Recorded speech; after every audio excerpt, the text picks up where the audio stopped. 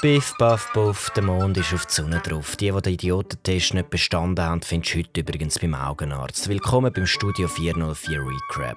Der Trump geht mit KI-generierten Frisuren viral. Er ist der einzige Mensch, der computergenerierte Haare natürlicher aussehen als das Original. Im Aargau ist ein Känguru ausgebüxt, die Polizei hat nicht aktiv gesucht. Verständlich, Bauchtasche sucht Stress und Boxgern hätte jeder Aargauer können sein. Der Roger Federer ist nicht Milliardär, weil die ON-Aktien abgestürzt ist. Nächstes Mal halt nicht in alte Herrenturnschuhe investieren, Fedi, sondern in ETFs, Exchange Traded Funds. Chatsi, sie hilft übrigens auch. Dadi Totoro hat einen Besen gefressen, jetzt hat er einen Besen im Bauch, einen Staubwedel auf dem Kopf und ist ein Lappen. Tönt wie das Putzkämmerli von meinem Grossi. Apropos, eine Putzfrau findet das Mars von 1991 und ja, es war früher viel grösser gewesen. Aber was ich mich frage, wie haben die es geschafft, sie 1991 nicht zu putzen? In einem Lidl zu Bern ist ein Typ rausgeschmissen worden, weil er mit seiner Königsbüton ist gepostet. Finde ich fair, im Lidl ist nur eine Schlange erlaubt und die steht immer vor der Scheisskasse 2. Und Spotify kennzeichnet neue KI-generierte Musik. Endlich finden wir heraus, ob Taylor Swift wirklich ein Mensch ist oder eine Maschine. Fixe Maschine.